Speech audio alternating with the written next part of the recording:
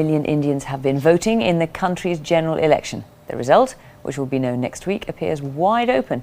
It's possible that India could have its first ever Prime Minister from the lowest rung of India's caste system, the Untouchables, or Dalits as they're now officially called. Their former leader is now hoping to lead the country. Damien Grammaticus has been following his campaign trail and reports from Lucknow in Uttar Pradesh. They are the lowest in India's caste system, here to cheer their champion. Arriving by helicopter, but still one of them.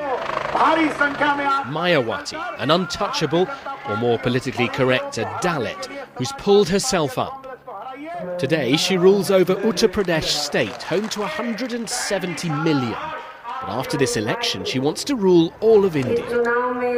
The other parties do not support the poor. They support the rich. So vote us into power. When you listen to Mayawati, she's not actually that inspiring a speaker.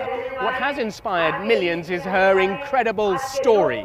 The rise of a woman from the lowest rungs of Indian society to a position where she can aspire to become Prime Minister of this country. It's a huge source of pride to Dalits who've suffered centuries of discrimination and oppression. We headed into the heart of India, travelling with BBC Global News colleagues on their election train to see the prejudice, even violence, untouchables face.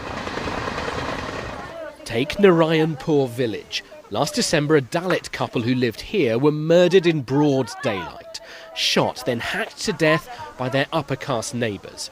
It was a petty dispute over ownership of a few trees. Dhani Ram and Hanuman Devi were butchered for refusing to bow to the demands of the upper castes. Their son Dinesh saw it all happen right in front of him. The upper castes wanted our land. That's why they did it. Anyone who stands in the way is beaten, treated brutally.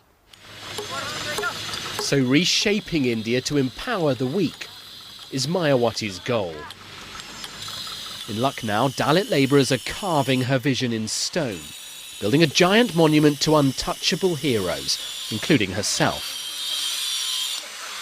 Cost $250 million. Her critics say it's simple vanity. The money being turned into stone, it is not going to help the poor man, and especially a poor state like underdeveloped state like Uttar Pradesh. So I consider it as criminal waste of public money, criminal waste of public money. Still, if the Dalit Queen, as she's called, emerges from this election with a big share of the vote, she could determine who rules India, even be Prime Minister herself. The untouchable, achieving the once unthinkable. Damien Grammaticus, BBC News, Lucknow. A top White House aide has resigned over the decision to fly the president's plane above New York City.